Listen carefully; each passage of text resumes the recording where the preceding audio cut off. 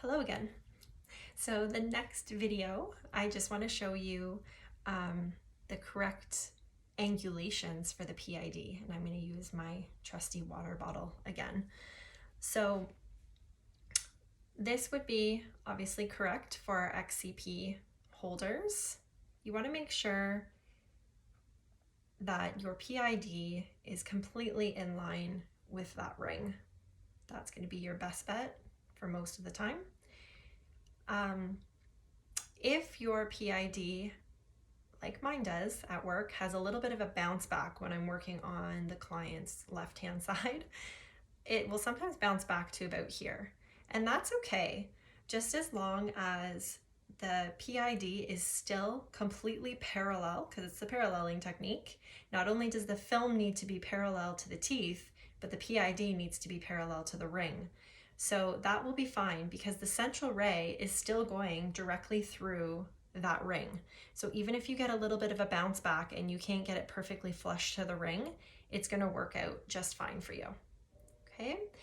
Our horizontal angulation, that's going to give us overlap. So it doesn't matter whether we're doing our posterior PAs or we're doing our bite wings. If we're not directing the central ray straight through the contacts of the teeth, we're going to get overlap. So our horizontal angulation would be this way or this way. So you can see how it's not going to go directly through the contacts of the teeth if I'm angled this way, more towards the mesial, or if I'm angled this way, more towards the distal. So it's like I've opened up like that. That will give you overlap. The other thing with positioning of the PID is we were talking about cone cutting. So cone cutting, you just have to cover the whole surface area of the film that you've placed in this person's mouth.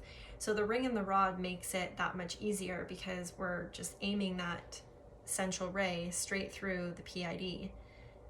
Straight through the ring. But sometimes, we may not notice, or maybe we were rushing, but just try to pay attention to that it didn't drift up like this. Just going to kind of turn this way. So you can see how I'm not covering the whole surface area of the film now. I've gone up too high. So underneath, that whole portion of the film is not going to be exposed. And even if I was too low like this, or off to the side, or off to the side. So it's a lot easier when you have the XCP system because you can just direct it through the ring. It's when we start bisecting and we take away the ring and the rod, and now we really have to pay attention to, okay, where did I place that film in the mouth? Okay, I know that I lined it up with the distal 5, so I need to make sure that I'm visualizing where that film sits so that my PID and central ray can completely cover that film.